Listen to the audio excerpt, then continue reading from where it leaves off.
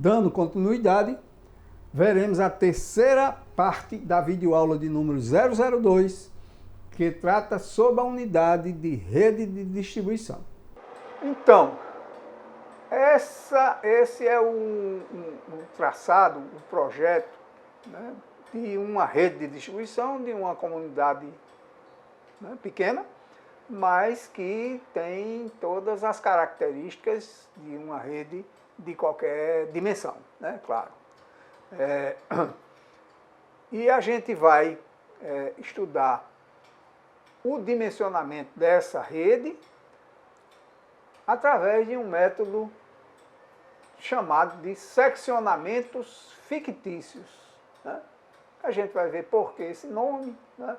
E como fazer o dimensionamento, inclusive com a planilha, mostrando a planilha de cálculo e em seguida o projeto propriamente dito, porque depois de dimensionar essa rede, a gente vai lançar essa rede com suas conexões, registros, etc., na planta da cidade, que aí é o projeto propriamente dito da rede, tá certo? Então, vamos primeiro explicar em que se baseia o dimensionamento de uma rede de distribuição, o princípio de dimensionamento da rede de distribuição, que é fundamental para o entendimento do assunto, né? Então, vamos mostrar nesse desenho esquemático que uma rede de distribuição que funciona sob pressão, tá? Ela é dimensionada a partir do estabelecimento de uma pressão mínima que a norma determina, que a gente já viu, pressão dinâmica mínima, né, e uma pressão máxima estática, que é a máxima estática de 40 metros e a dinâmica mínima de 10 metros de coluna d'água. Então, se estabelece essa pressão, 10 metros de coluna d'água, que é a mínima, no ponto mais desfavorável, mais distante do reservatório, mais alto. Então aí você estabelece que a pressão aqui tem que ser, no mínimo, essa daí, 10 metros de coluna d'água. E aí,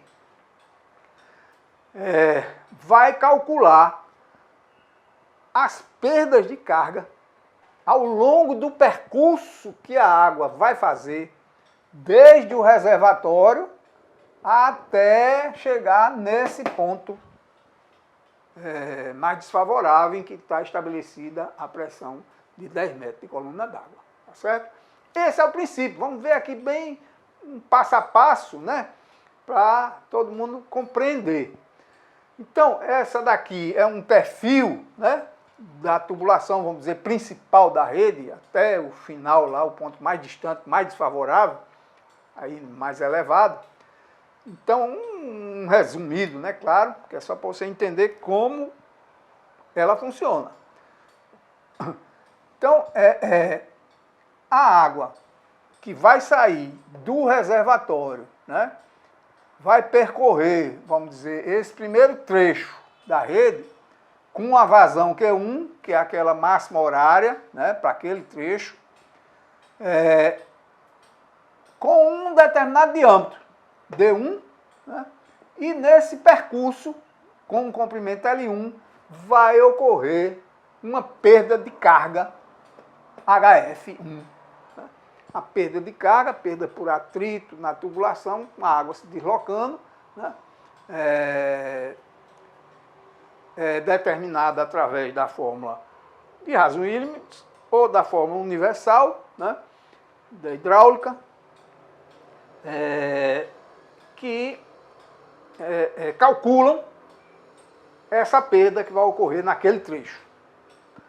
O diâmetro é estabelecido a partir de uma relação de custo, uma relação econômica, né? Porque à medida que eu coloco um diâmetro maior, eu vou ter uma perda de carga menor para aquela mesma vazão. À medida que eu coloco um diâmetro menor, a perda de carga aumenta para aquela mesma vazão. né? À medida que a perda de carga aumenta, eu vou chegar no reservatório com uma cota de Na- mais alta, para poder assegurar hidraulicamente aquele deslocamento daquela vazão com aquela perda de carga determinada.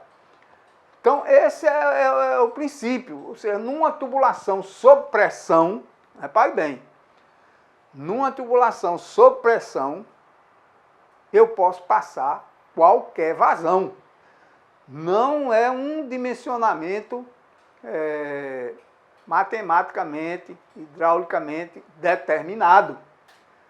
Não existe um diâmetro para cada vazão numa tubulação sob pressão. Pelo contrário, em qualquer diâmetro que eu colocar aqui, vai passar a vazão que eu quero. Apenas com uma perda maior ou menor. Consequentemente, com um reservatório numa altura maior ou menor. Consequentemente, com a potência do conjunto motor-bomba que vai transportar a água para o reservatório, na produção, uma bomba com potência maior, com consumo de energia maior, com operação mais cara. Então, o dimensionamento em termos de determinado diâmetro, numa rede de distribuição, ou numa tubulação sob pressão qualquer, nas adutoras também, né, que funcionam sob pressão, o dimensionamento é econômico, não é hidraulicamente determinado. Qualquer diâmetro passa qualquer vazão. Isso precisa ficar bem claro, né? Então eu preciso achar o diâmetro que vai levar para uma solução mais econômica como um todo. Com a operação, com a altura de construção de reservatório, consumo de energia, né? Então eu preciso fazer esse estudo econômico. Para fazer um estudo econômico desse, em cada caso, em cada trecho da rede, nas adutoras se faz esse estudo econômico. É fundamental, né? Porque são tubulações grandes e que vão ter o diâmetro dimensionado economicamente, não tem outro jeito, né? Então faz um estudo econômico. No caso de rede, esse dimensionamento econômico de cada trecho da rede, numa rede grande, ficaria muito caro e não ficaria muito prático também, né? Você ter muitos trechos com muitos diâmetros diferentes, né?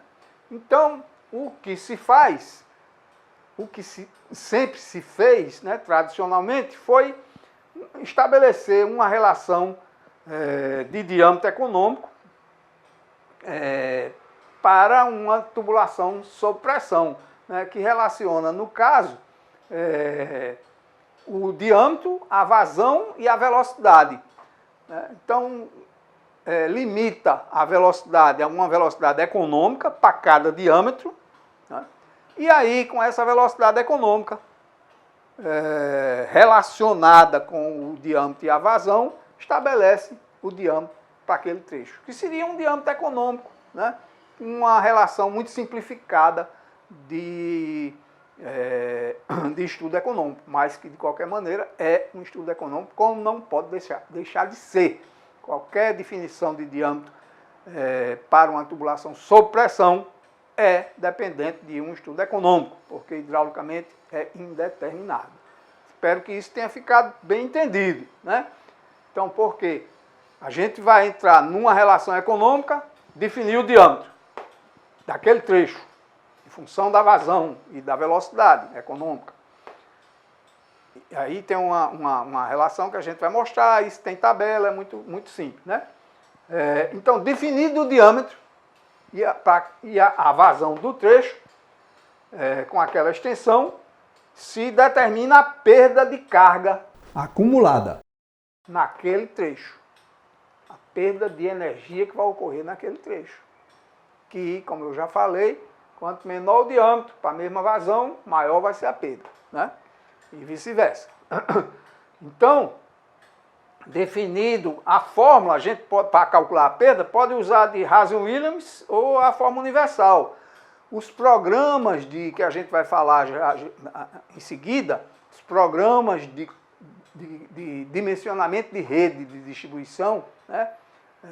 Hoje, todos eles dão a opção de usar a forma de raso mínimo ou a universal, né? Então o projetista escolhe qual é a forma que quer usar e a partir daí determina os coeficientes na de raso mínimo C, né? E na universal, com a de Colibru, determina a rugosidade, né? Que para PVC, por exemplo, é 0,06 para rede, e aí calcula a perda, resolvendo a equação aqui de Colibru para a forma universal. Tá? Então, calculada a perda, repete o processo para todos os trechos, em geral, vindo de jusante para montante. Né? Então, começo aqui com esse nó, onde eu fixei a pressão dinâmica em 10 metros de coluna d'água. Aí calculo para esse trecho a perda de carga, né, que vai ocorrer dali para cá. Vou chegar aqui nesse outro nó com essa pressão, né, disponível, com essa outra perda que vai ocorrer nesse trecho. Daqui para cá outra perda, né, no outro trecho desse D2, né?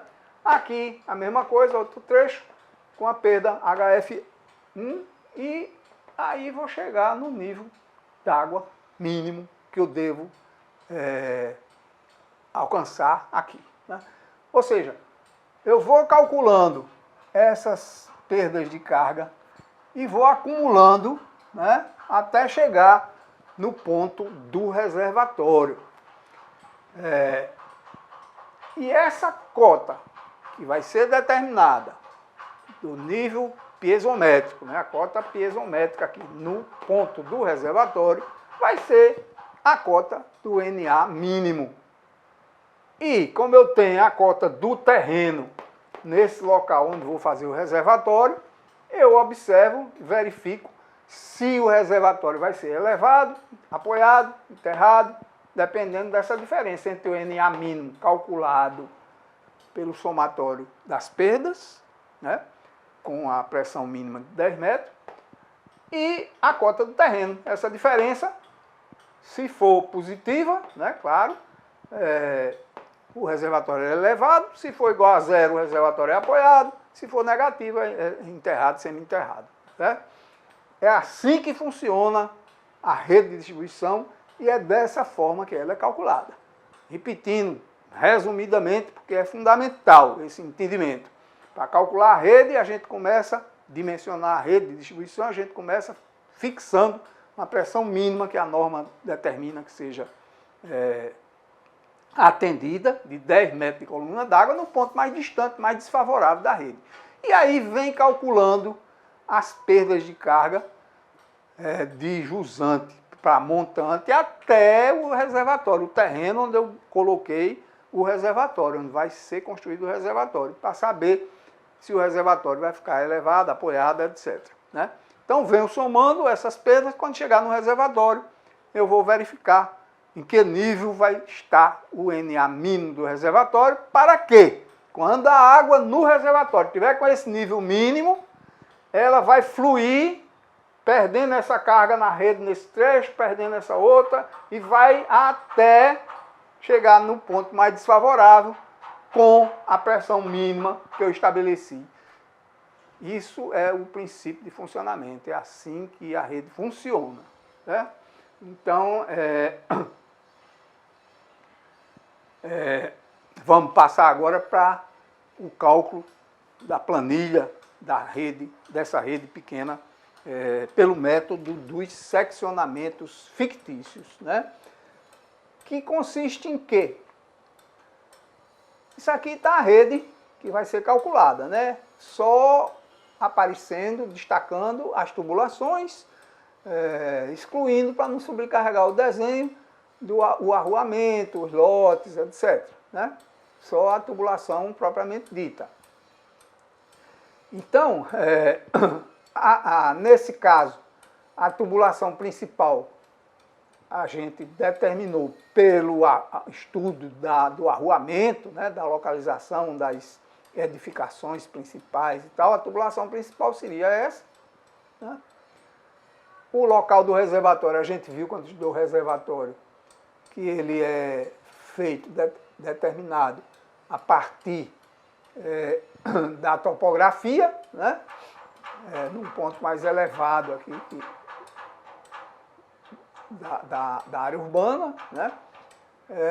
E observando essas curvas de nível que determinam as cotas topográficas em cada nó da rede, né? Então, se a curva de nível não estiver passando exatamente no nó, né? Como o caso aqui é 45, a cota 45, mas eu interpolo, né, entre as curvas de nível mais próximas, interpolo e determina a cota do terreno no ponto onde está o nó da rede de distribuição, né? Então determino com a topografia, determino todas as cotas topográficas, né, do terreno, lanço a rede com a indicação do caminho na tubulação principal, fluxo, sentido de deslocamento da água. Nesse caso aqui,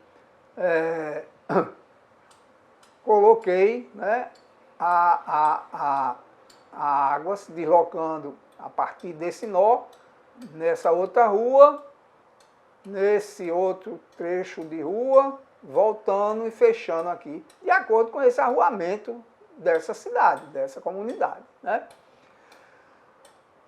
Muito bem, então, nesse caso, ele fechou aqui, ó, uma malha, né? E aqui a tubulação principal até o final. O cálculo dessa rede, com essa metodologia de seccionamento fictício, ele é feito observando que nesse caso aqui, por exemplo, nesse nó 3, né, estão chegando duas vazões, né, uma a partir do trecho 6,3 e outra a partir do trecho 4,3, né? Estão chegando duas vazões e saindo uma, né? Então, eu preciso seccionar um dos trechos, seccionar ficticiamente. Seccionar no sentido real da palavra, né? Cortar, seccionar, cortar aqui, né? E fechar, vamos dizer assim, né? Então, a tubulação vem aqui e aqui pararia, né? Daria um cap, um fechamento. Por quê? Eu não posso ter duas ou mais vazões entrando no mesmo nó,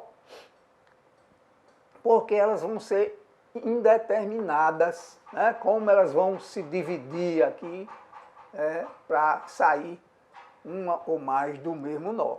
Então, isso na prática a gente vai vendo facilmente aonde tem que seccionar. Se eu, por exemplo, seccionasse, ao invés de ser nesse trecho, nessa posição, fizesse esse corte aqui, nesse outro trecho, o que é que ia acontecer?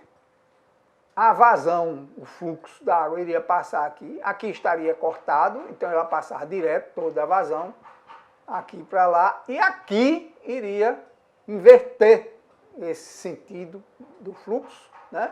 A água iria voltar por aqui, até aqui e terminava aqui. Então eu estaria fazendo esse percurso maior para atingir esse ponto que está logo no começo aqui. Estaria errado? Não, né? Iria dar um resultado um pouco diferente em termos de diâmetro, mas não teria erro hidráulico nenhum, né? Apenas que praticamente a gente observa que aqui ficaria melhor distribuído, né? Essa é a tubulação principal, vai passar aí, e aqui ela já atende esse outro trecho, né? A partir dela, da principal aqui, ó, né? Vai abastecer esse sentido. Então, esse seccionamento é fictício, porque ele é considerado para efeito de cálculo, mas na realidade, na prática, essa tubulação é interligada nessa outra aqui com T, né, uma conexão, não tem esse seccionamento, é só para efeito de cálculo, tá? Muito bem, então vamos ver a sequência de dimensionamento, preenchimento de uma planilha, né, muito simples e que a gente faz a partir da determinação da vazão máxima horária, como a gente já falou, né? No caso aqui, 3.000 habitantes, com uma cota per capita de 200 litros por habitante dia, coeficiente K1 de 1,2, coeficiente K2 de 1,5, o comprimento total da rede, somatório de todos esses trechos, 1.200 metros, o PVC, o tubo vai ser PVC PBA junta elástica, classe 15, essa classe 15 significa que as tubulações elas são fabricadas com determinadas, vamos dizer, capacidades de suportar pressões, né, internas. Então a classe 15, por exemplo, dessa tubulação de PBA, de PVC, ela suporta como pressão de serviço 75 metros de coluna d'água. Né? Aliás, como pressão máxima, 150 metros de coluna d'água. Classe 15, 150. Pressão de serviço, a metade, 75. Né? Pressão máxima, 150. Pressão de serviço, a metade, no caso, 75. Como a pressão máxima estática, que pode ocorrer na rede, pela norma, é 40 metros, no máximo 50. Né? Então, ele resiste. A pressão de serviço 75 dá, com certeza, para qualquer rede. Né? Então, a gente adotou o PVC PBA junta elástica, classe 15, o K usando a fórmula universal de 006, né? E aí vamos ver o preenchimento da planilha, né, de cálculo. A coluna dos trechos, da numeração dos trechos, 1, 2, 2, 3, 3, 4, 4, 5, 5, 6, etc. Os comprimentos de cada trecho, medido na planta, naquela planta topográfica, né, da planimetria. Então, aqui já definidos.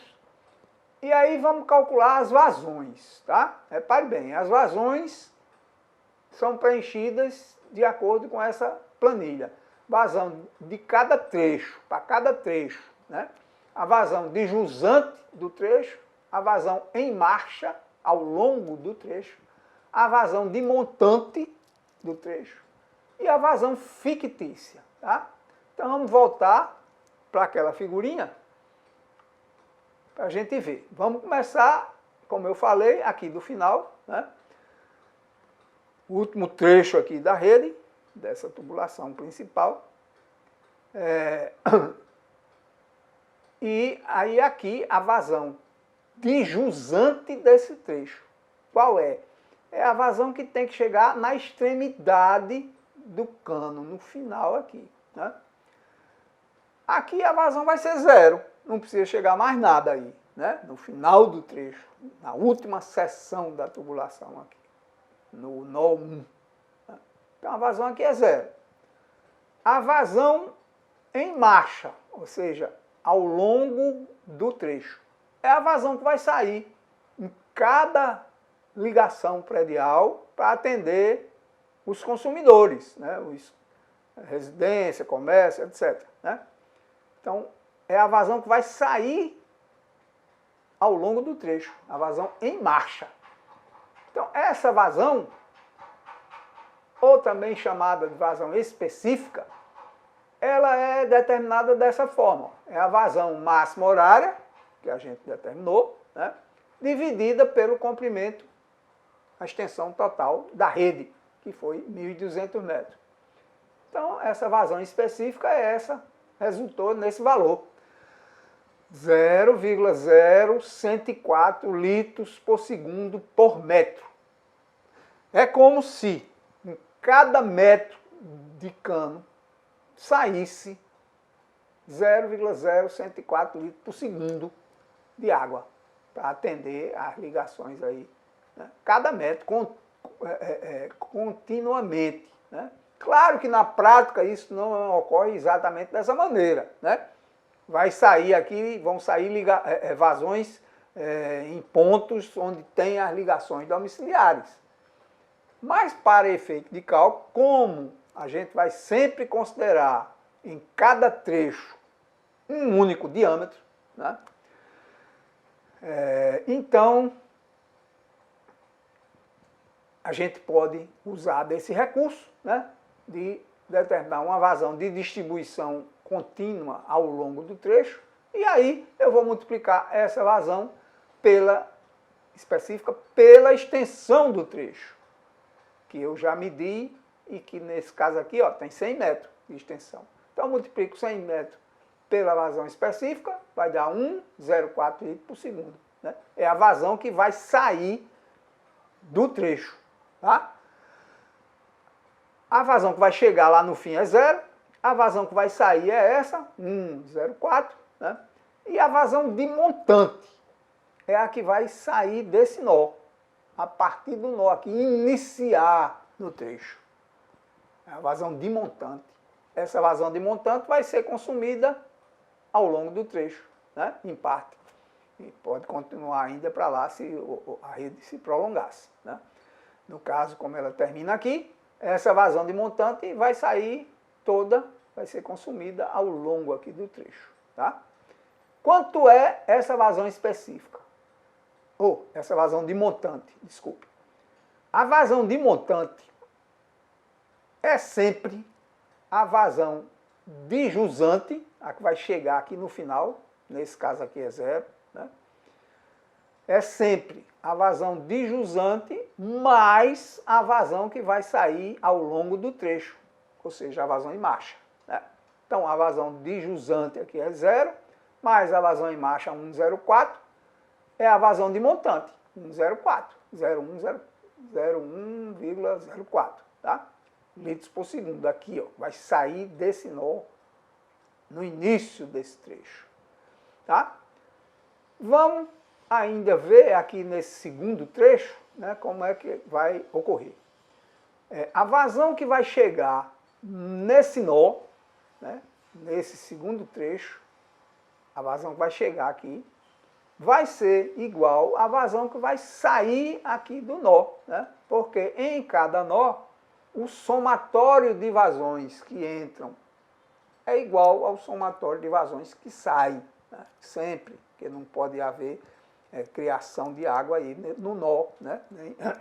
Então o que chega, sai. O somatório das que chegam é igual ao somatório das que saem, tá? Então a vazão que chega no nó 2 é a mesma que sai aqui, né? Que é no caso aquela de 1,04, tá? A vazão, a última que eu pulei aqui que faltou, a vazão fictícia que vai circular nesse trecho, né, é sempre a média entre a vazão de montante e a de jusante, né? Repare bem, isso aqui é uma coisa toda intuitiva, né? Lógica. Quer dizer, se está começando aqui no trecho uma determinada vazão, que vai sair parte dela ao longo do trecho para atender as ligações e vai chegar aqui no final uma outra vazão, né, que é a de jusante. Então, a de montante mais a de jusante dividido por 2 dá a vazão média que vai circular nesse trecho. E é com essa vazão fictícia, que é a média, que eu vou determinar o diâmetro e, consequentemente, as perdas de carga, etc. Tá? É assim o princípio de funcionamento, né? Calcula a vazão de montante, a vazão de jusante, tira a média, tem a fictícia. Tá? Então, para esse outro trecho aqui, a vazão de jusante aqui, a gente já viu, vai ser igual a de montante desse outro, do trecho 2,1. Né? A de jusante do trecho 3,2 é igual a de montante do trecho 2,1. Tá? A em marcha no trecho é sempre, né? Não preciso estar calculando aqui, vou passar para a planilha, mas para vocês se lembrarem. a vazão em marcha é sempre a vazão específica multiplicada pelo comprimento do trecho, nesse caso aqui 200 metros. A vazão de montante no trecho é a de jusante mais a em marcha, vem para cá. E a vazão fictícia é a média da de jusante mais a de montante, tá? Dividido por 2. Então isso eu vou repetir para todos os trechos. Esse trecho 3, 4 está seccionado, a vazão de jusante dele é 0. Tá? É mesmo que ser uma extremidade como essa daqui, de trecho. Terminou aqui o trecho. A água vem por aqui, aqui é o final, está cortado. Tá? Então aqui é 0. A de jusante. A de montante vai ser a de jusante, que é 0 mais a em marcha, né? Chega na de montante. A de jusante desse outro trecho é igual a de montante do 3, 4. É a de jusante do 4, 5. A em marcha é a específica. E aí quando chegar aqui no nó 6, ó, tem uma vazão de montante do trecho 3, 6, né? E tem uma vazão de montante do trecho 5, 6. Então está saindo desse nó essa vazão de montante desse trecho e essa vazão de montante desse outro. A vazão de jusante do trecho reservatório nó 6, a vazão de jusante aqui, que vai chegar aqui no nó, vai ser igual à soma dessas duas que estão saindo do nó, as duas de montante desses dois trechos. Tá? E aí eu estou com a de montante desse trecho, e aí somo com a em marcha no trecho e vou chegar no reservatório aqui com a de montante desse trecho. Tá? A média das duas, calculo o diâmetro daqui. Tá certo? Então vamos voltar aqui para a planilha, né? Ver que ela é muito simples. Né? Tá aí, vazão de jusante, marcha, de montante, fictícia. A fictícia é sempre a média da de montante mais a de jusante sobre 2, né? A média. A em marcha é a efetiva multiplicada pelo comprimento do trecho e assim por diante. Tá? Com essa vazão fictícia, como eu já falei, entra na fórmula de velocidade econômica, está aqui, ó, e calcula o diâmetro. Né? Estabelecida a velocidade econômica para cada diâmetro, de acordo com essa fórmula. Né? Para cada diâmetro, vamos dizer, diâmetro de 50 milímetros, né? Transforma em metro, multiplica aqui, soma, aí chega numa velocidade econômica, para aquele diâmetro de 50. O diâmetro de 100, então eu faço uma tabelinha aqui, né? Para cada diâmetro, qual é a velocidade econômica. E aí, determino o diâmetro para cada trecho, de acordo com essa relação econômica e com a vazão fictícia, que é essa daqui. Tá certo? Estabeleci o diâmetro, não determinei por nenhuma fórmula, porque não existe nenhuma fórmula para determinação de diâmetro econômico ou de diâmetro de uma tubulação sob pressão. Né? Existe uma relação econômica que eu apliquei e estabeleci o diâmetro, que seria mais econômico para aquele trecho, para aquela vazão. Tá? Então, estabelecido esses diâmetros, entra na fórmula de Rasmussen ou na fórmula universal, né? E determina o J, a perda de carga unitária, né? Do trecho, em metro por metro. Multiplica essa perda unitária pelo comprimento do trecho, né? E tem uma perda de carga no trecho, total do trecho, perda de carga do trecho. Essa aqui está feita a planilha, estão determinados os dados fundamentais. Agora, eu vou determinar as cotas piezométricas em cada nó e as pressões disponíveis em cada nó, para verificar se estas pressões que vão resultar desse dimensionamento estão compatíveis com as normas, né? E o nível de água mínimo do reservatório, né? em que cota ele vai ficar. Tá? está aqui nesse trecho, ó, 6R, né, a cota, a pressão disponível a montante, que é no reservatório, né, embaixo do reservatório, 14 metros de coluna d'água praticamente, né, superior à mínima, que vai assegurar no ponto mais afastado, que é o 2, né, a jusante, vai resultar 20 metros de pressão. Né? Ou seja, vai assegurar nesse último nó uma pressão de 20 metros de coluna d'água, quer dizer, maior do que 10 metros de coluna d'água determinado pela norma. Tá certo? Tá entendido? Se eu quiser, eu posso até reduzir essa pressão, né, de 20 metros, vamos dizer, para o minimoro de 10 metros, e aí diminuo 10 metros em todas essas aqui, né, para ter uma pressão mínima de 10 metros aqui. Só que, em alguns pontos, eu iria ter, em alguns nós, pressões inferiores a 10 metros. Quando eu diminuísse 10 aqui, ó, em 16, ia ficar 6, né? Então, eu posso fazer esse estudo e verificar uma altura do reservatório, do nível mínimo, que resulte em pressão mínima em qualquer ponto, do pior que tem aqui, que é esse daqui, ó, 16,61, 10 metros de coluna d'água. Então, eu poderia diminuir 6 metros em cada ponto desse, né, em cada nó desse, e chegar na pressão, na cota do NA do reservatório com 6 metros menos do que esse daqui, né? Do que 14 metros, ficaria com 8 metros ao invés de 14. Mas aí é uma questão de definição do projetista junto com o órgão contratante, né? Que pode achar melhor ter uma folga maior aí de pressão, que estão relativamente baixas ainda, né? Então aqui estaria calculada a rede toda, com a determinação dos diâmetros, das vazões em cada trecho, dos diâmetros, das perdas de carga, das cotas piezométricas e das pressões disponíveis. Espero que tenham entendido basicamente isso daí, né? Aqui uma observação. No nó 6, na planilha, né, há duas pressões calculadas, né? No nó 6, aqui, ó.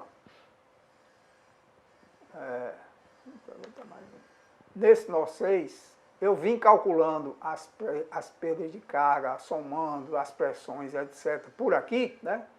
Cheguei aqui no nó com uma determinada pressão.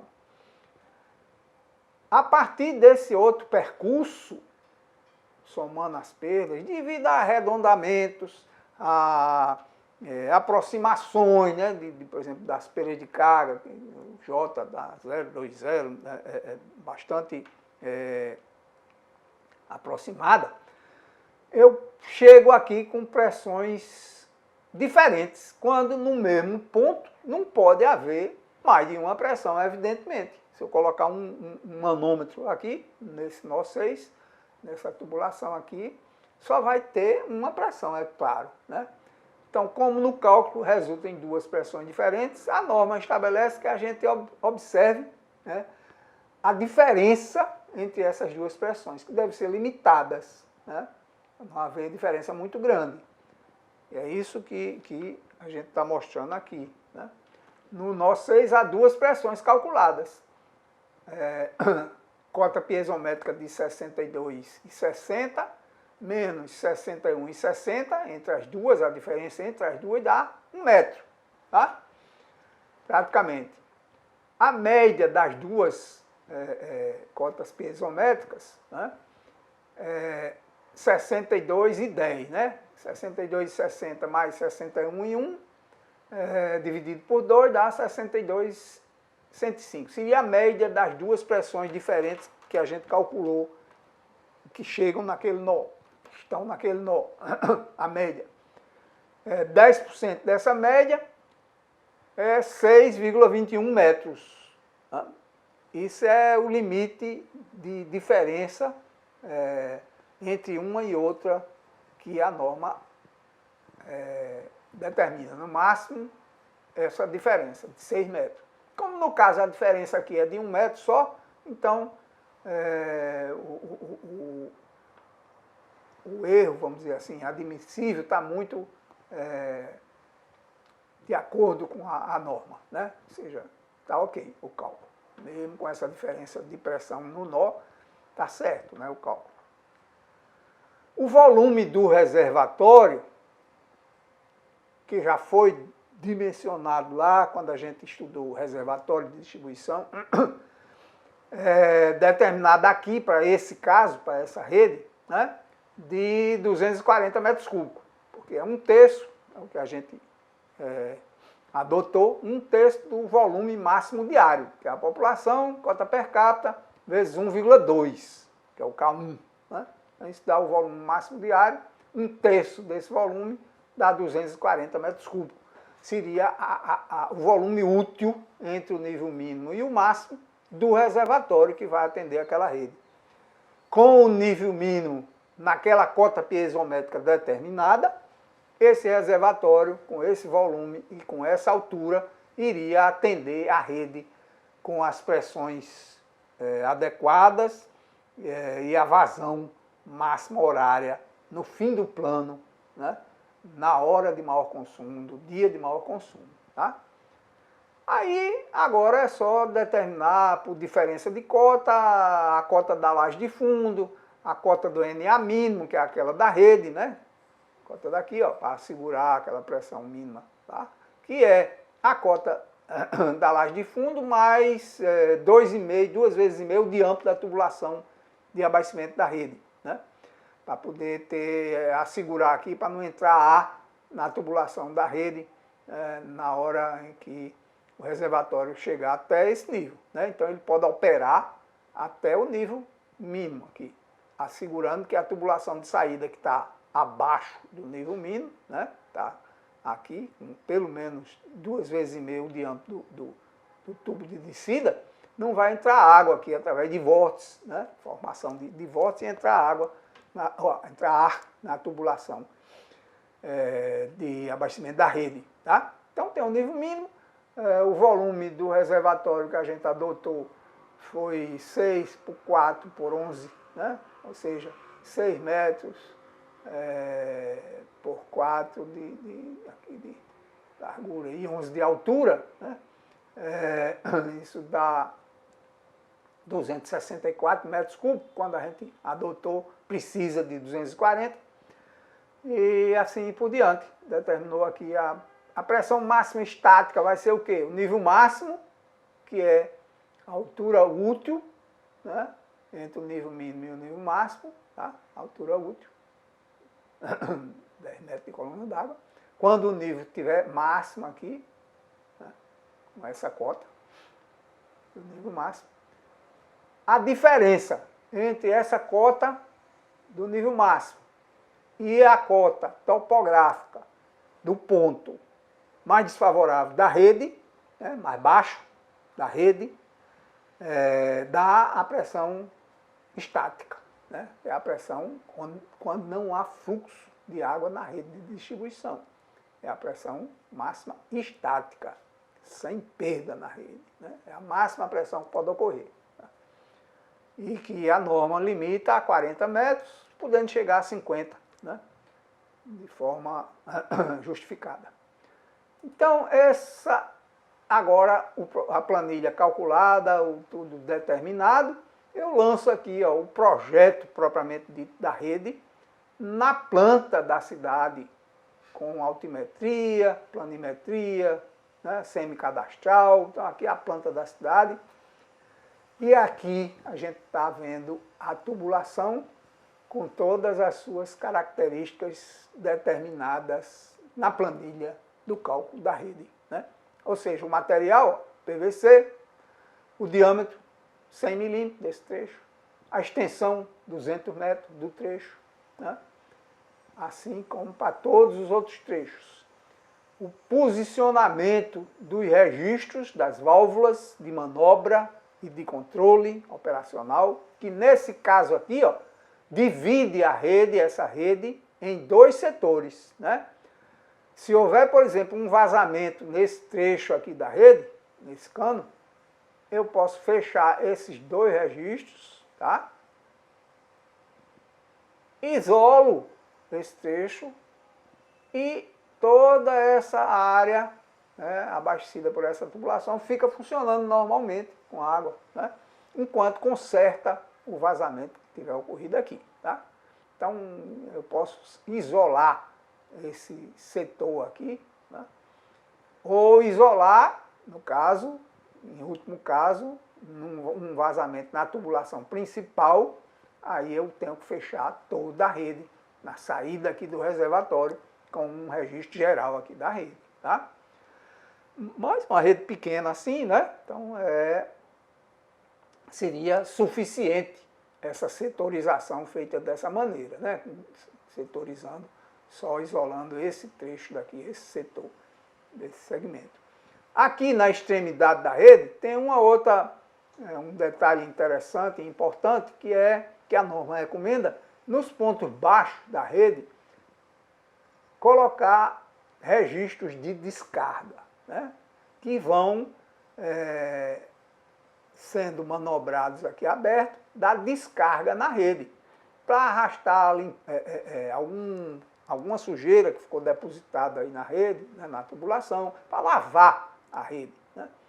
Registro nos pontos baixos. Aqui bastou esse, né, esse aqui. Em cada nó, a gente determina, pode desenhar a parte, ou se a planta a rede for pequena, pode desenhar na própria rede as conexões do nó. Então, por exemplo, nesse nó aqui, ó, tem um T, né, com aqui intercalado com essa tubulação principal e com a derivação do T para esse outro trecho com um registro aqui, ó. Então, as conexões vão ser essas, né? Aqui uma curva de 45, provavelmente, né? Na extremidade aqui, um cap, chama cap, é uma peça que fecha, né, a tubulação, como tem outra aqui, ó. E assim por diante, né? Então, detalhe das conexões e as características da rede, aí é o projeto da rede que segue para execução, certo? Bom, aquela rede é que a gente viu o projeto, o dimensionamento com o método dos seccionamentos fictícios, né? Utilizado para redes de menor porte, normalmente, né? Um outro método que é usado para redes de maiores dimensões, né? Maiores extensões, maiores capacidades, é o método denominado de hard cross, né? Que a gente vai ver agora rapidamente, e que ele se baseia na definição das tubulações principais que vão formar a rede como um anel, uma malha, né, fechada. A tubulação principal vai formar anéis, né? A partir dessas tubulações principais vão sair os tubos secundários, né, mais finos, com diâmetro padronizado de 50 milímetros ou 75 milímetros, dependendo do contratante, das dimensões da área, etc, né? Mas você vai dimensionar os anéis de distribuição. Eu falo os anéis porque, dependendo dessa área que vai ser abastecida, da cidade, né, pode haver um anel, como aqui, ou vários anéis, né? Como é que a gente vai resolver se vai ter um anel ou vários anéis? Observando aquelas orientações da norma que a gente transcreveu nos slides anteriores, né? Que dizem que da tubulação, de uma tubulação principal para o limite da área da área urbana, né, da área onde vai ser projetada a rede, onde a população vai se estabelecer, aqui tem um limite em distância, não sei, que eu não gravo essas coisas, na hora que você vai fazer o projeto, você observa, né, a regra. Daqui para cá, para essa periferia aqui, tem que ter no máximo tantos metros, né, 400 metros, 300 metros. Então, se aqui dá mais, você já tem que botar outro anel nessa área. Depende justamente dessas dimensões, tá certo? Dessas regras, né, para a gente lançar esses anéis de forma mais econômica e mais funcionais. Tá? No caso aqui, a gente está mostrando uma área urbana que vai ser atendida a partir de um único anel. As tubulações principais dessa rede vão sair a partir do reservatório e vão percorrer esse anel de distribuição. Esse é o que a gente vai dimensionar através desse método de Hardy-Cross. Dimensionado, ou seja, estabelecidos os diâmetros aqui, as tubulações secundárias, que não estão mostradas aqui, mas que vão aparecer no projeto, lá na planta da cidade, onde a gente vai lançar o projeto da rede, né? Vocês vão ver que tem muitas tubulações secundárias, claro. Né? A maioria, numa cidade, é formada por tubulações principais, a maioria dos tubos. pelas tubulações secundárias, mais finas, né? A maioria. As tubulações principais formam os anéis e algumas extensões de anéis. Né? Muito bem. Então, nesse caso, essa cidade delimitada por essa linha, ó, né? Seria o perímetro urbano futuro, vai atender a população futura. Ela está contida nesse perímetro, né? Essa área urbana toda.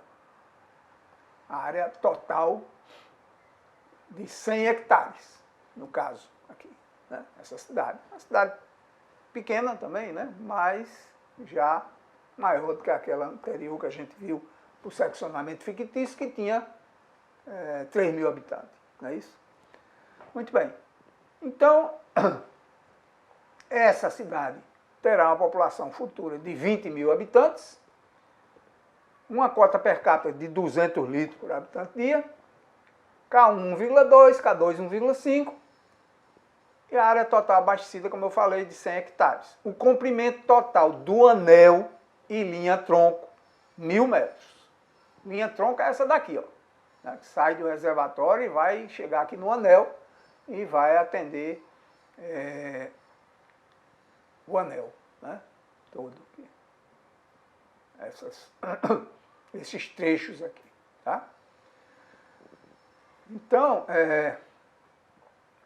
a sequência de cálculo de Hardy-Cross, desse método, para calcular, dimensionar a rede através desse método, é essa. Ó. Vou voltar aqui.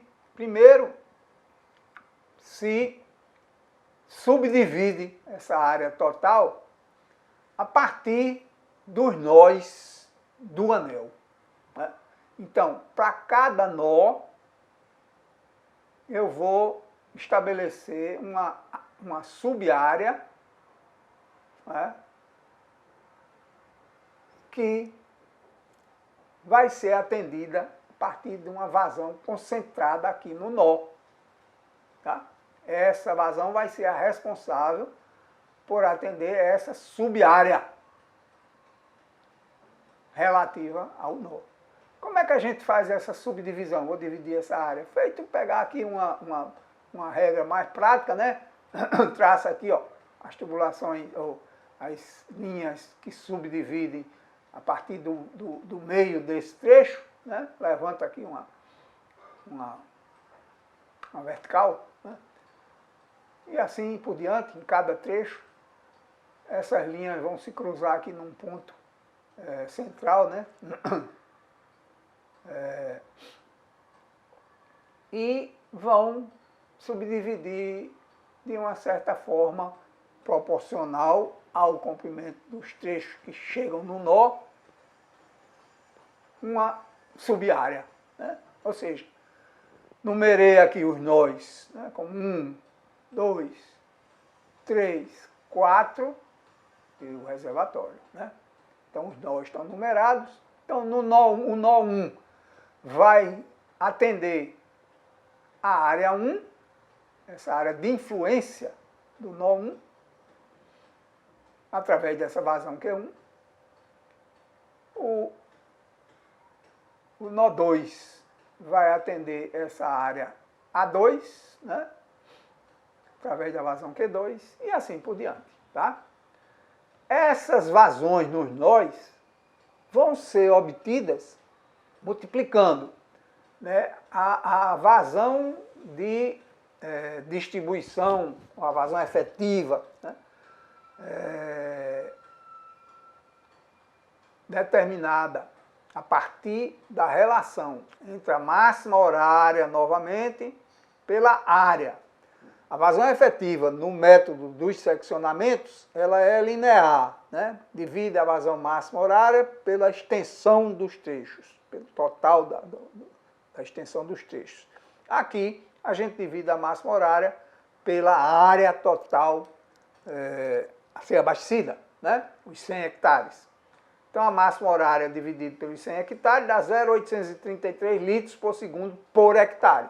É a vazão efetiva que a gente vai usar para calcular as vazões dos nós. Tá? Então, multiplicando essa vazão efetiva por cada subárea de cada nó, eu tenho a vazão concentrada naquele nó. Tá? Então, no nó 1, a vazão, eu tenho que calcular logo a área do nó 1, né? Seja através de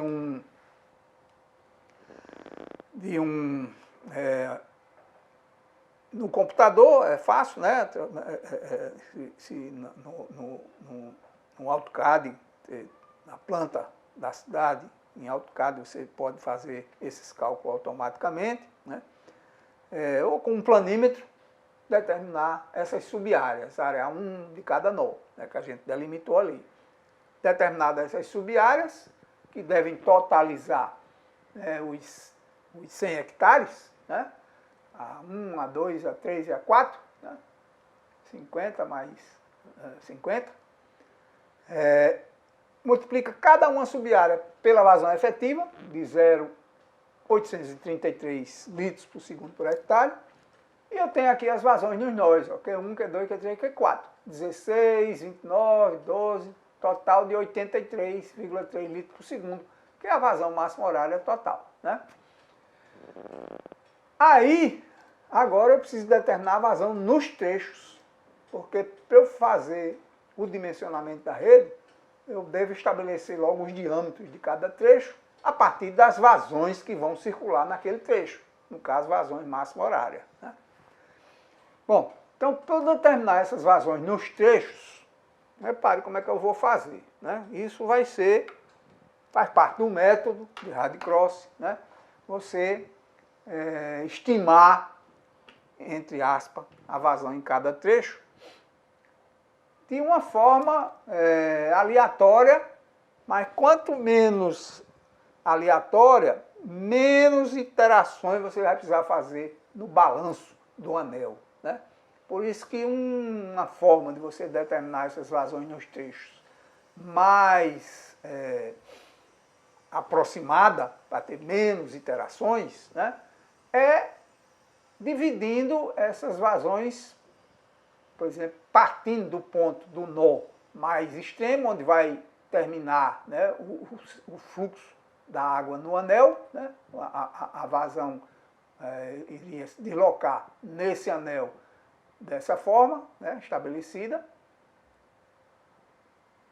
sendo o ponto extremo esse nó 1, eu poderia considerar o final aqui, o nó 2, e aí essa vazão aqui teria esse sentido inverso, né?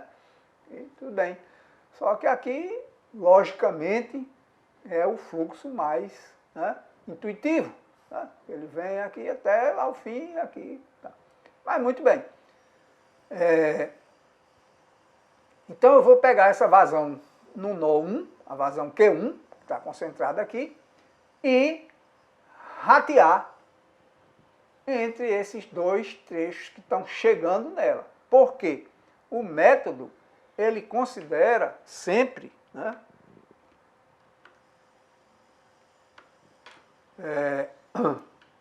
as duas equações fundamentais e básicas, né, que são o somatório das vazões num nó é igual a zero, como a gente já falou para o método de seccionamento fictício. As vazões que chegam num nó têm que ser iguais às que saem, claro, né? O que chega no nó tem que sair.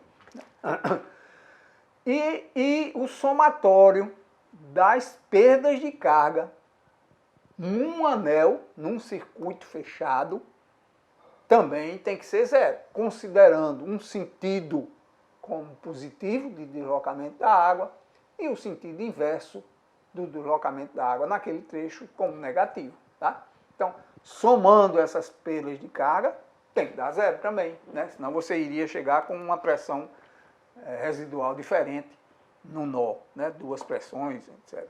Então, tem que dar zero, ou próximo de zero, naturalmente. Né? Então, vamos estabelecer as vazões no trecho. Então, para o trecho 1, 2, 1, 2, tá vendo?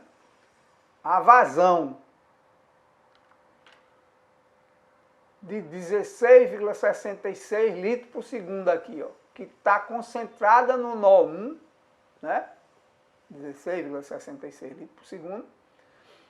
Então, ela corresponde ao trecho de 400 metros, assim como a vazão que eu quero determinar no trecho 1, 2, corresponde ao de 300 metros de extensão na planta, né? Ou seja, eu vou dividir essa vazão Q1 proporcionalmente à extensão dos dois trechos. A vazão Q1 total de 16,66 corresponde ao somatório dos dois trechos, né? 100 com 300, 400 metros. Assim como a vazão no trecho só 1, 2 corresponde a X. Né? E aí faço essa determinação aqui, ó. 16,66 corresponde a 400 metros, que é o somatório de 300 mais 100, assim como a vazão no trecho 1, 2, que é de 300 metros de extensão, corresponde à vazão X, no caso, que dá 12,459 litros por segundo. E aí, a partir dessa determinação, eu calculo as vazões em todos os outros trechos, né? Calculei essa daqui, ó. Então, quando chega aqui, essa vazão que sai desse nó 2 para o trecho 1, né? É a de montante que chega aqui, ó.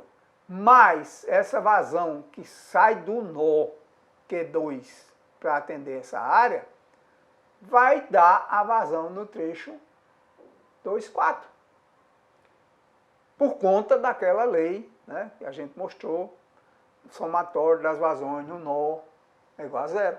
Então, o que sai do nó, aqui no caso do trecho 1, 2, mais a Q2, somando dá essa de cá.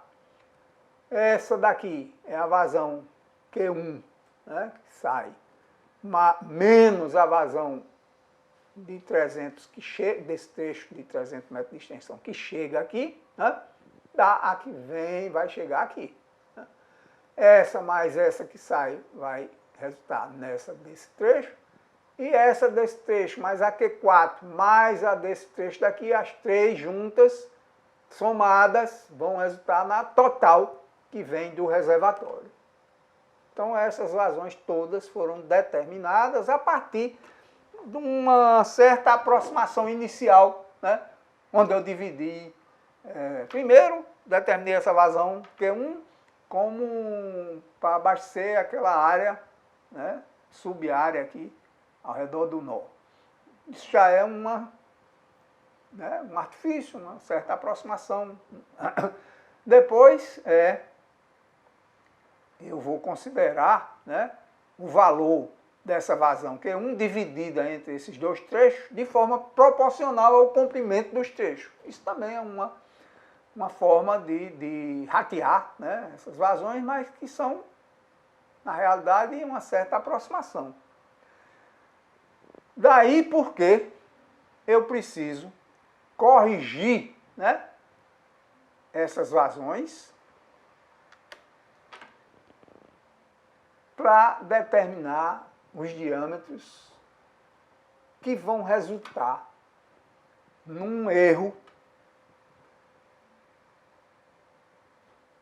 menor do que um limite estabelecido pela norma. Num erro de vazão, né? Menor do que o estabelecido pela norma, que é de 0,1 litro por segundo. Então, vamos ver aqui a planilha, no caso de hard cross, né? Então aqui o trecho 1, 2, 1, 3 do anel, né?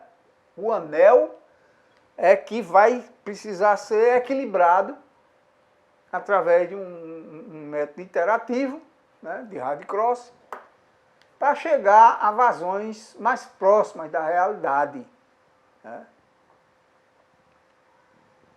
Sabendo que devido a essas aproximações iniciais,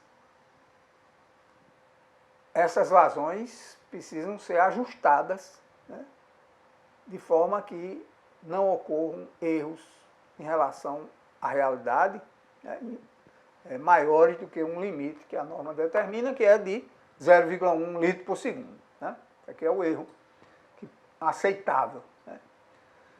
Então vamos ver os trechos do anel, os comprimentos de cada trecho, as vazões de cada trecho que a gente acabou de determinar. Né? Só que essas vazões que a gente calculou, 12,45, 4,2, etc., para cada trecho, né? Para o trecho 12,45, para o trecho outro 4,2, etc. Essas vazões, elas têm um sentido pré-determinado, né? Que foi esse que a gente adotou aqui, ó, né? De deslocamento dessa água. E tem um sentido arbitrado de, vamos dizer, de deslocamento positivo. Então, as vazões que coincidirem o sentido de fluxo com o sentido estabelecido como positivo no anel, elas vão ser positivas, né? Tem um sinal de mais.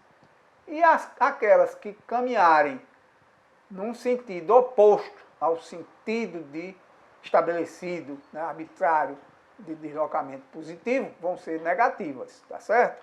Então, a gente vai ter vazões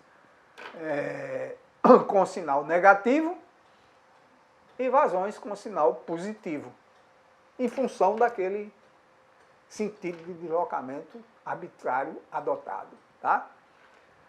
Mas para poder, inclusive, no somatório das pressões, atenderem àquela segunda condição, de somatório das perdas ao longo de um anel serem zero, né? Porque tem umas negativas e outras positivas que vão se anular, devem se anular, tá?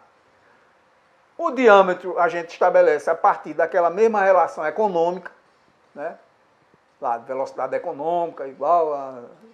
Pode ser aquela ou outro estudo econômico, né? Hoje, alguns métodos, por exemplo, o EPANET, que a gente vai falar mais adiante, no caso do LensNet, que é um acréscimo, vamos dizer assim, ao programa do EPANET, para introduzir um estudo econômico para determinar o diâmetro de cada trecho. O EPANET, do jeito que ele está concebido e divulgado, ele só simula. Você tem que já colocar os diâmetros de alguma forma, né? E aí, a partir do diâmetro colocado, ele simula o funcionamento daquela rede e define as pressões, etc., resultantes, né? Mas você tem que partir com diâmetro. E o Lensdet acrescentou, vamos dizer, um item que determina um diâmetro econômico para aquele trecho, a partir das vazões, né? Claro. E cada método, né, existem vários, de definição de estudo econômico de diâmetro para tubulações sob pressão, que podem ser aplicados, adaptados, etc., para a rede. Essa é uma relação muito prática, muito tradicional, né, de velocidade econômica, e simples de usar e que tem se mostrado muito efetiva, muito prática, né, ao longo do tempo. Então, pode usar a relação de diâmetro econômico, de velocidade econômica, para chegar no diâmetro econômico, e aí coloca aqui os diâmetros determinados, né, para cada trecho. Com o diâmetro determinado e a vazão de cada trecho, se calcula o J, a perda de carga unitária, a partir das mesmas fórmulas, basicamente, de Haas-Williams ou universal, e os programas hoje, praticamente todos, dão a opção, você poder usar uma ou outra, né? Define o C na de Haas-Williams, ou define o K, etc., na universal, e o programa calcula essas perdas, né? O J, a perda unitária, que multiplicado pelo comprimento do trecho, dá a perda no trecho. Então, essa perda no trecho aqui, ó, nesse trecho de 300 metros de extensão, vai ser de 1 metro, 1,02, né, metro. É a perda de carga no trecho. Tá? E essa perda vem acompanhada do mesmo sinal da vazão, que ela vai ser produzida de acordo com o fluxo, né?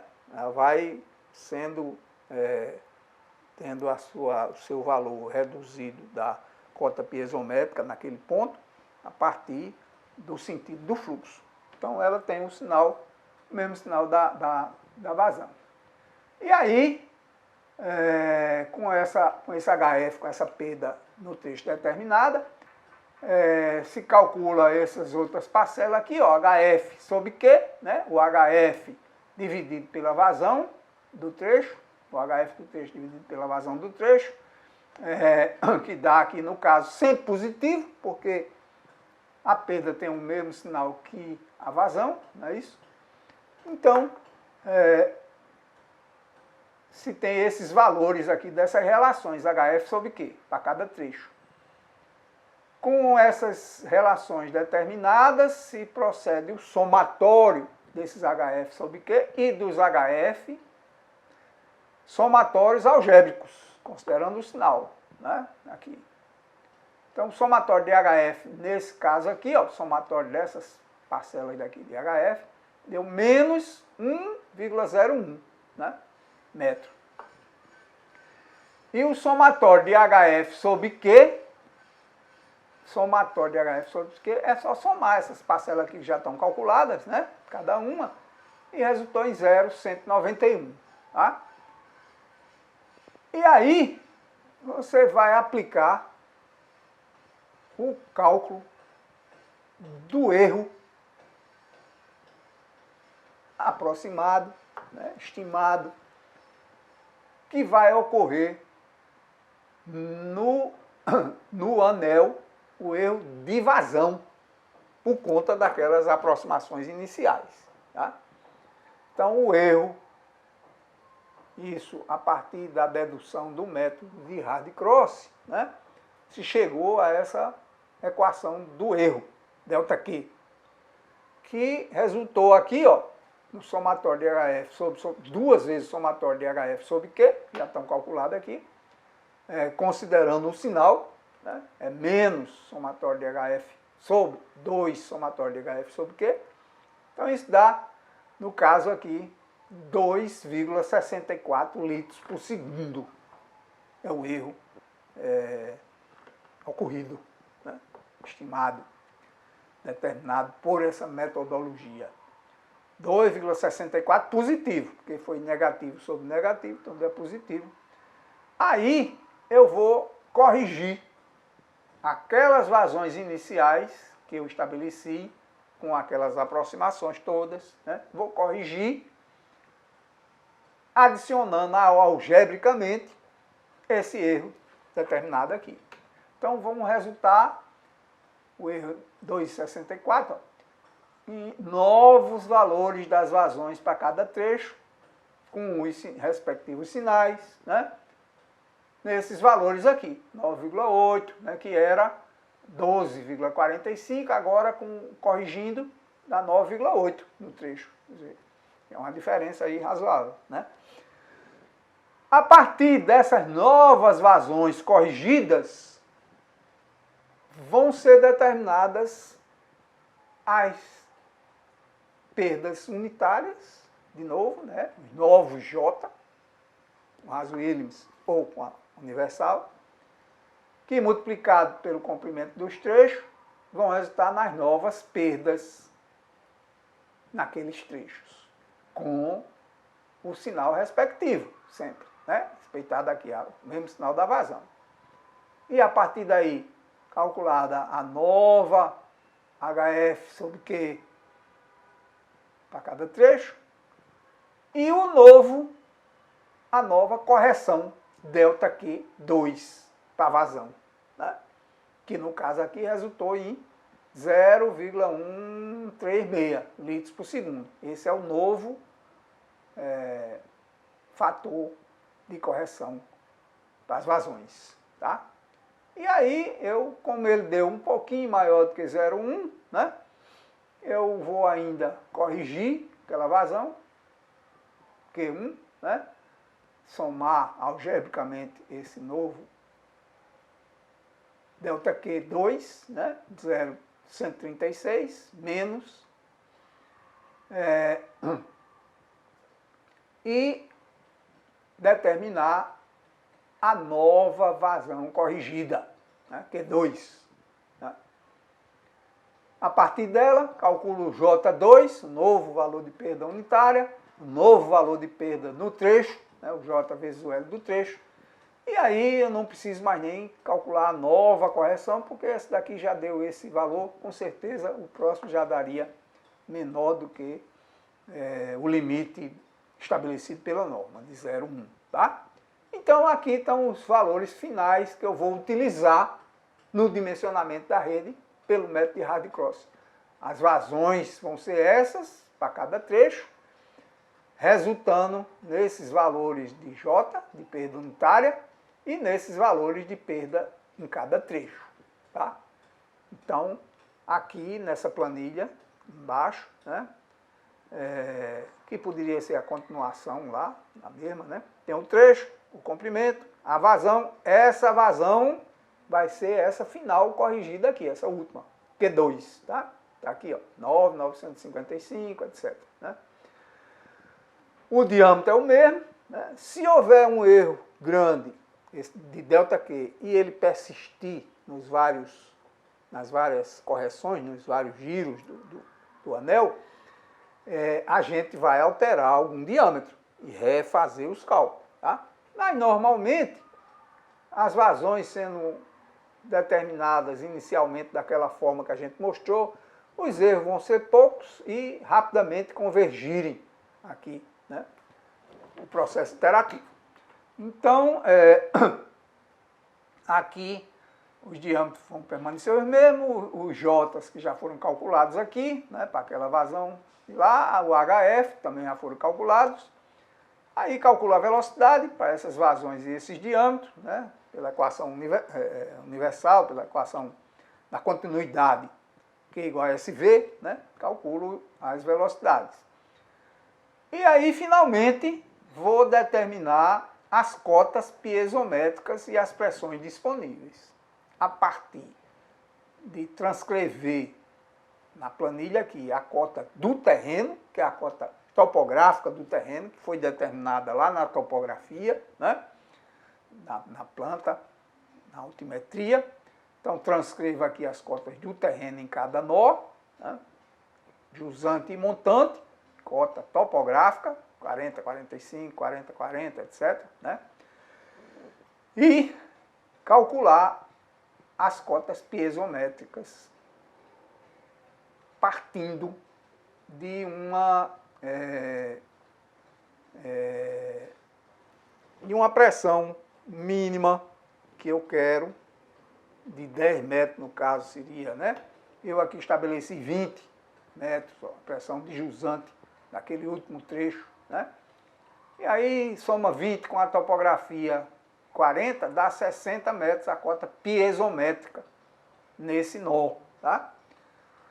Aí mais a perda de carga no trecho, é 0,72, ó, com 60, dá 60,72, né? Estou somando a perda de carga se eu vier no sentido contrário ao deslocamento da água.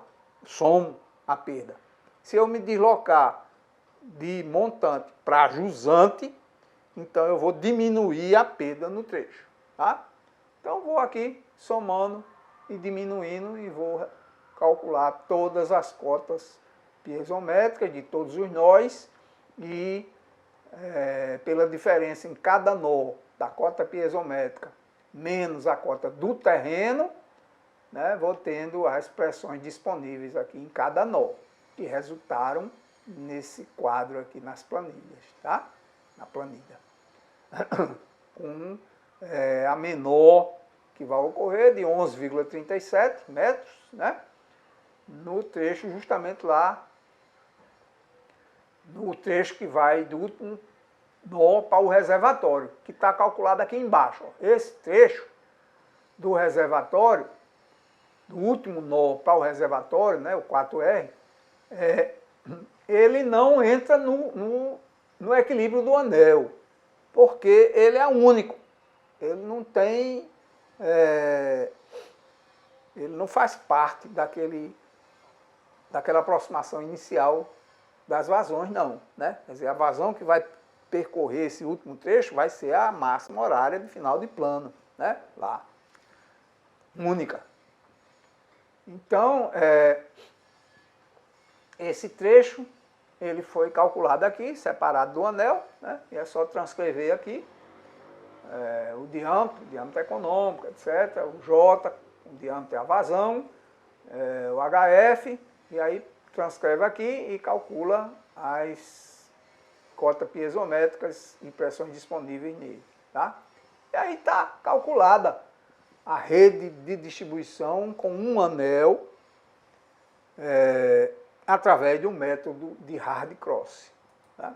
Isso é fundamental entender esses dois métodos e esses processos até para usar os programas computacionais que estão disponíveis hoje no mercado para cálculo de rede de distribuição. Porque você vai saber interpretar os dados calculados pelo programa. Né? A gente vai falar um pouco sobre isso em seguida. Tá?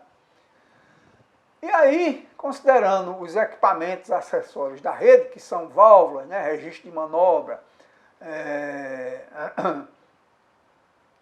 conexões, hidrantes, que a gente já falou, aí a gente vai fazer o projeto da rede propriamente dita, lançar esses elementos calculados aí na planilha em cada trecho da rede lançada na planta da cidade, né, que a gente vai ver em seguida. Eu vou logo pular e depois volta para cá, para o reservatório, tá? Aqui está o projeto da rede, ó, que é a planta da cidade, e essa linha mais escura é a tubulação do anel, tá? Tá aqui, ó. Esse é o anel que foi dimensionado, calculado. Essas outras tubulações todas aqui, ó, secundária, né, nos demais quarteirões da cidade, nas outras ruas, vão ser todas de 50 milímetros. Tá? Não precisa determinar, uma vez que aqui no anel está determinada a pressão que vai ocorrer nesse ponto e nesse outro, de interligação de uma tubulação secundária. Então ela está amarrada aqui, a pressão que vai ocorrer aqui e a que vai ocorrer no outro extremo daquele trecho, daquela tubulação secundária, tá? Então, aqui estão lançadas todas as tubulações. Aqui está o projeto da rede, né? Com as características de cada trecho, ó, PVC 200 milímetros, 200 milímetros, 70 metros, 50 metros, 200 milímetros, né? Aqui já é 100 milímetros no anel, 150 milímetros, né?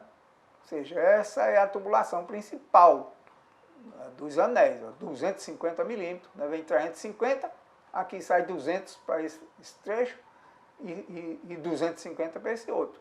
E vão fechar aqui o anel. Cada nó com as suas conexões, T's, curva, reduções, registros, né, válvulas. Aqui com uma certa setorização, né, eu posso aqui fechar, por exemplo, todas essas válvulas daqui, ó, essa, e isolo completamente esse setor daqui, ó, né? Então essa setorização é seguir aquelas regrinhas também, né, de limite de extensão de rede por setor, limite de ligações por setor e a lógica operacional de manutenção. Se tiver alguma dúvida, conversar com o pessoal da operação e manutenção do órgão contratante, né, da rede existente, para melhorar e setorizar, né, poder dividir essa rede aí em mais de um setor, para que possa isolar aquele setor, consertar algum vazamento, algum problema, algum defeito naquela área, né, numa tubulação, enquanto que não prejudica todo o sistema de abastecimento de água. Eu posso isolar só aquela área, né, através de manobra de registro. Fecha o registro aqui, fecha aqui, ó, né, fecha aqui, aqui, tal, e aí isola esse trecho daqui, esse setor aqui, né, e assim por diante. Não posicionei aqui os hidrantes, né, porque isso tem que ser muito bem definido junto ao poder local, ao contratante, ao operador e ao corpo de bombeiro local, né? Apesar de que a norma dá algumas regras básicas para a distribuição dos hidrantes. No caso aqui, ó, essa tubulação principal que forma um anel, preferencialmente os hidrantes vão estar distribuídos ao longo dessa tubulação.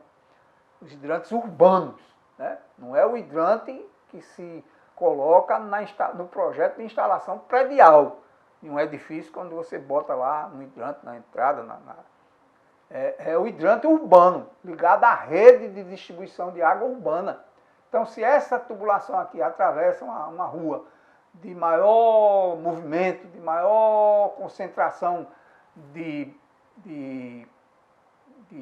pessoas, né, de edifícios de maior densidade, de maior altura, de maior capacidade, então coloca os hidrantes atendendo aquela distância entre um e outro, determinada na norma, né, ao longo dessa rua, né, da principal, onde pode ocorrer incêndios de maior porte, de maior intensidade, de maior risco, tá?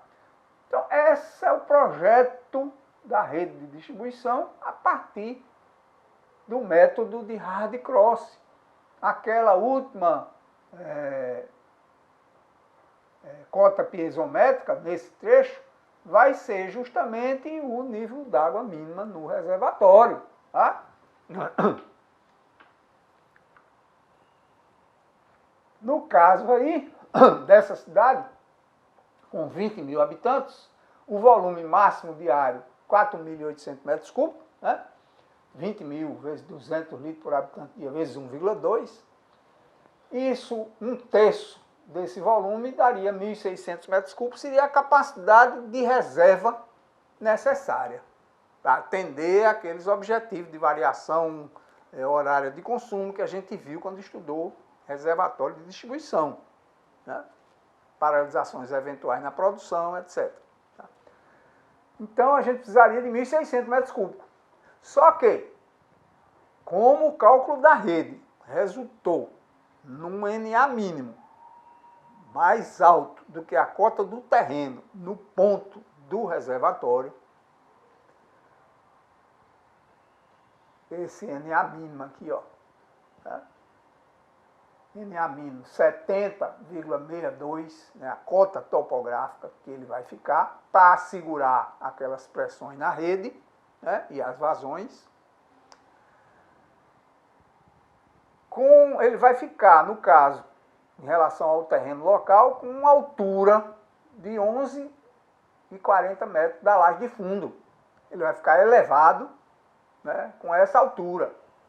Então, colocar os 1.400 metros cúbicos, mais ou menos, né, ou os 1.600 metros cúbicos necessários nessa cota, resulta numa construção bastante cara, né? Construção de concreto armado, com 1.600 metros cúbicos, toda elevada nessa altura. Tá? Então, o que é que se pode fazer e que a norma recomenda, inclusive, né? É que se divida, faça um estudo econômico, para dividir uma parte menor do volume, desse volume necessário, 1.600, uma parte dele num reservatório elevado, menor, né? E a diferença, o restante, a maior parte, o maior volume, num reservatório apoiado embaixo, claro, né? Com uma bomba interligando os dois, né? Essa bomba com capacidade determinada para bombear a vazão máxima horária, tá? Entre o reservatório apoiado e o elevado. E que capacidade seria essa pequena, menor, para o reservatório elevado? Ele teria uma capacidade apenas para assegurar a vazão e as pressões mínimas determinadas na planilha. Mas o volume necessário para fazer a compensação da variação horária de consumo e para assegurar o abastecimento da rede, enquanto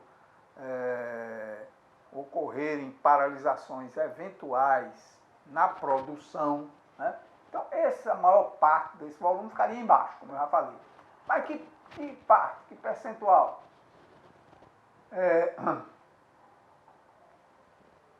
Isso já foi feito muito estudo econômico, claro, para cada caso, né? Porque para cada caso você vai ver quanto custaria construir um só reservatório elevado, com toda a capacidade, com 1.600 aí, ou construir dois, né? Com um custo que vai ser o resultado do somatório da construção dos dois, mais uma elevatória, tá? Custo de bomba, de bombeamento, de operação, de energia, etc. Então, esse estudo econômico vai definir isso. Muito estudo que já foi feito, né?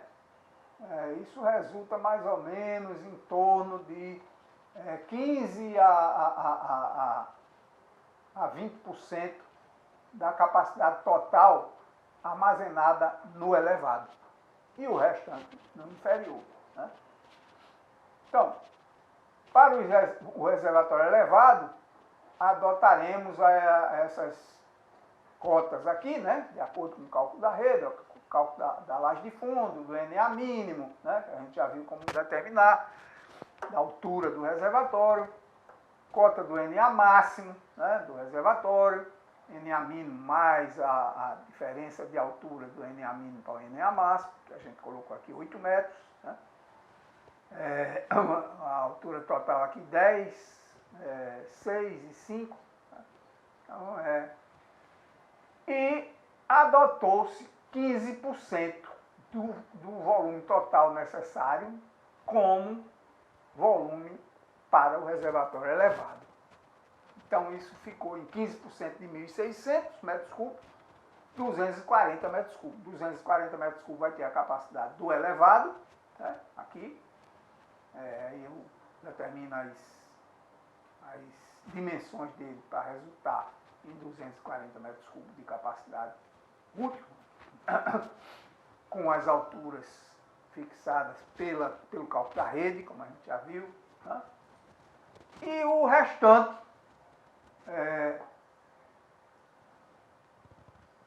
a ser armazenado no reservatório apoiado inferior, né? Que resultaria nessas dimensões aqui, ó. 2 câmaras, né? Com 10 metros em cada uma, por 10 e por 7 de altura útil. Então isso daria 2 câmaras nessas dimensões, o que resultaria nos 1.400 metros cúbicos de capacidade para o inferior, né? E aí teria uma elevatória aqui que a gente não vai calcular, porque quando a gente for estudar bombas e instalações de bombeamento, a gente vai aprender cálculo de bomba para qualquer situação, tá? Aqui é só um desenho exemplificando um projeto de um reservatório semi-enterrado, né, real, com os detalhes aí de tubulações de entrada, saída, sucção, né, que vai lá para as bombas. Aqui um desenho, um projeto dele também, né, do mesmo reservatório reduzido que está aqui atrás, ó, aparecendo aí. O reservatório elevado é a bomba que bombeia dele para o elevado dele, né? Não é, no caso, esse que a gente projetou agora aqui, tá? É um exemplo de um existente lá nos arquivos da CAGEP. Aí o projeto da rede, que a gente já viu. E por último, vamos falar sobre programas para projetos de rede de distribuição, né? Que naturalmente hoje em dia, com a disponibilização desses programas, se torna muito mais simples e mais prático, né? Mais rápido, menos erro, né? O cálculo de redes maiores, médias e grandes, né? Menos trabalho, com a utilização dos programas para computador. Então eu comento aqui, sendo o dimensionamento de rede de distribuição hidraulicamente indeterminado, modelos clássicos, né, como esse que a gente mostrou, de radicross e de seccionamento, restringiam-se apenas à determinação do equilíbrio hidráulico do sistema após o estabelecimento dos diâmetros, como a gente fez, através de uma relação econômica com as vazões, velocidades definidas para cada trecho a partir do rateio da vazão máxima horária global pelos nós formados nas malhas da rede. Mais tarde, com a consolidação da microcomputação, surgiram as primeiras técnicas de otimização direcionadas ao dimensionamento de redes, baseadas em métodos matemáticos de programação linear, não linear e dinâmica. Se usa nos programas disponíveis hoje métodos de todos esses tipos aí, né? Programação linear, não linear e dinâmica.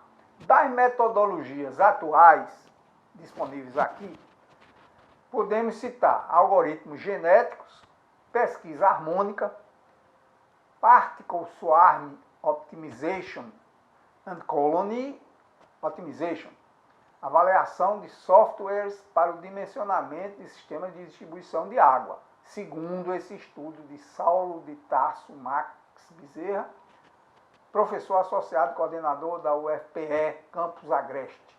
Então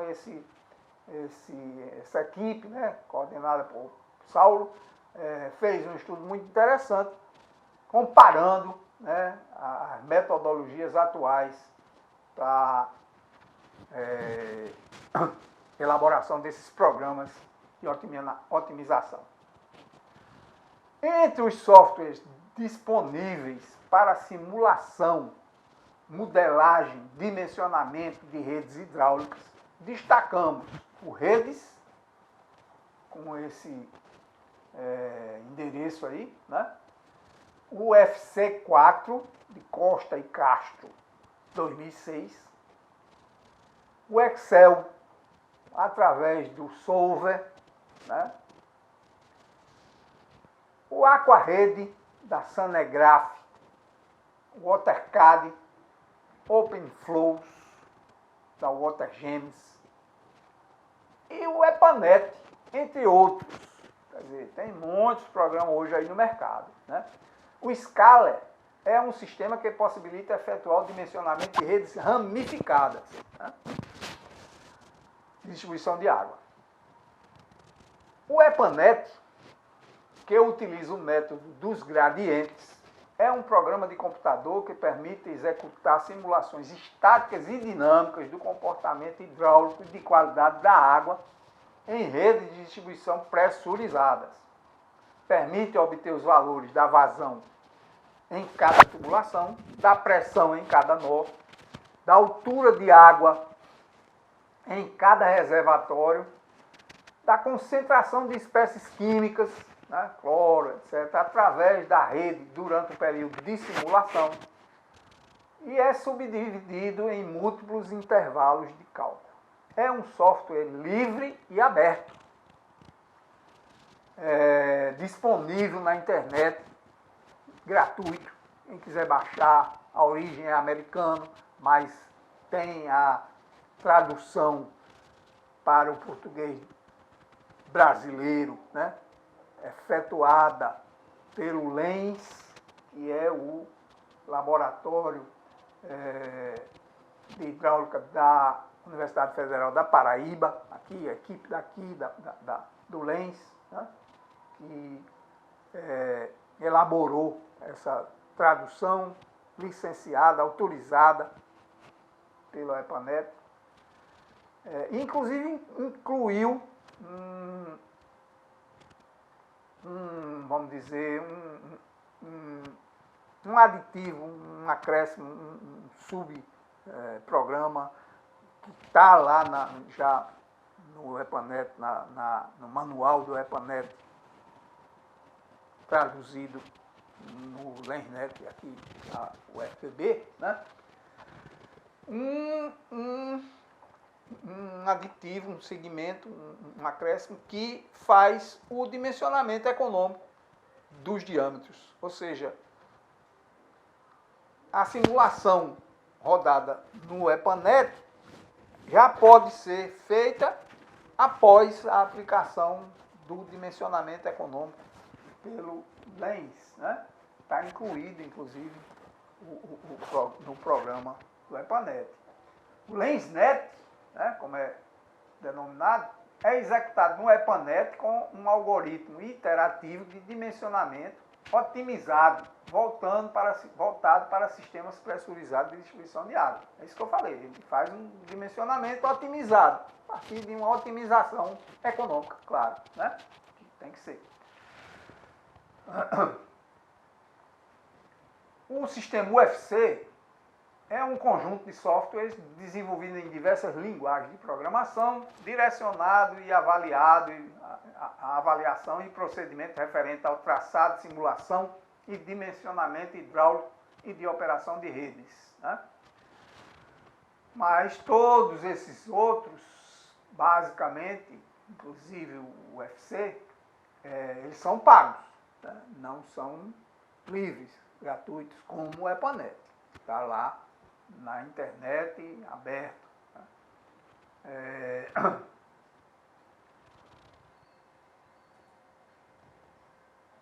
Aqui está a capa do manual do usuário do EPANET 2.0 Brasil. Esse é que foi elaborado aqui no LensNet, ou seja, tem a tradução do EPANET e mais o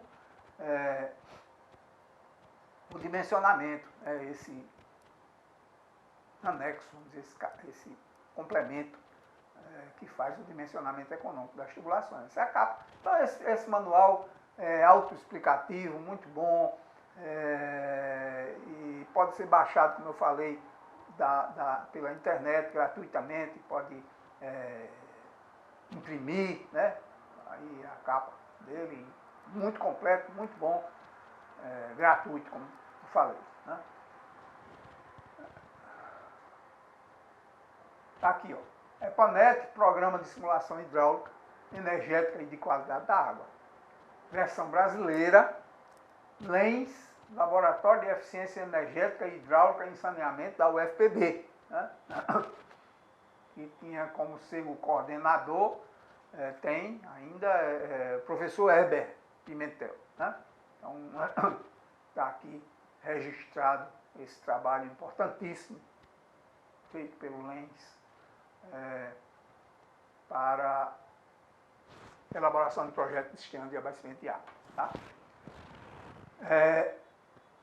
Por último, a gente também mostra aqui, ó, com relação à operação e manutenção dos sistemas de abastecimento, das redes de abastecimento de água, além daquela setorização, né, distritos e setores de medição e controle operacional, fundamental a operação e manutenção das redes, a utilização desses softwares de otimização, né, de simulação, pode simular alterando circuitos de locamento da água, alterando posicionamento de válvulas, etc., extensões de trechos de rede, simular como é que vai funcionar aquela rede após essas intervenções, né? Então, continuamente você está avaliando isso, mas também a gente acrescentou aqui, tirado desse livro aqui, desse engenheiro Adalberto, que é paraibano, né? Algum tempo atrás lançou esse livro, em 1983, sobre medição de água. Então, só esse resumozinho aqui, logo no início, falando sobre os diferentes tipos de medidores de água para condutos forçados, condutos sob pressão. Né? Então, teria medidores do tipo mecânicos, diferenciais e especiais. Os mecânicos do tipo inferencial ou de velocidade, conhecidos mais, né, como de velocidade, os monojatos, multijatos, desses micromedidores hidrômetros domiciliares, né, se enquadram aí nessas categorias, os Voltman, de maior capacidade, os de hélice, os volumétricos ou de deslocamento positivo, pistão alternativo, cilindro rotativo, etc., medidores compostos, e os diferenciais, como os de placa de orifício, bocais, venturi, tubo de Pitot, proporcional ou shunt. Esses diferenciais se baseiam justamente nas diferenças, normalmente, de pressão e velocidade num determinado trecho, naquele equipamento. Né? E a partir disso aí, relaciona com as vazões, com a variação de velocidade. E os especiais, né, mais, vamos dizer, modernos, como os ultrassônicos e os eletromagnéticos, estão muito usados hoje em dia, já estão sendo bastante desenvolvidos, inclusive com registro de medidas, etc., né, acumulação, registro, com transmissão automática, dispositivo de transmissão automática de informações, de dados. Né? Inclusive os hidrômetros hoje também já são vendidos com esses equipamentos, né, que podem transmitir a leitura para uma certa distância, via cabo, via sinal, outros tipos de sinal. Então essa parte de micromedição, de macromedição de água está muito desenvolvida, tem muita coisa, né? E que é fundamental para o controle da rede. Né? Você está determinando a variação de velocidade que está ocorrendo, as perdas que podem também estar ocorrendo, quer dizer, como funciona uma rede que teve alguma modificação não planejada, né? Como está funcionando, etc. Um projeto de rede bem feito, com distritos e setores de medição e manobra adequados, estações pitométricas, nessas estações de medição que eu mostrei lá na rede, com monitoração periódica e micromedição em 100% das ligações, assegura um funcionamento adequado, atendendo às recomendações da norma para a rede de distribuição de água. Tá? Era isso que a gente tinha para falar sobre rede de distribuição, com essa foto aqui que eu peguei no Google, na internet, achei muito assim, significativa, porque isso ocorre com uma certa frequência nas redes de água que funcionam sob pressão adequada. E quando tem um rompimento, o resultado é isso daí, é rompimento de pavimento, acidente viário, né, etc. Né, fora a perda de água. Né. Assim, concluímos a videoaula de número 002, que tratou sobre a unidade de rede de distribuição. Na próxima videoaula, de número 003, trataremos sobre a unidade de mananciais e captações.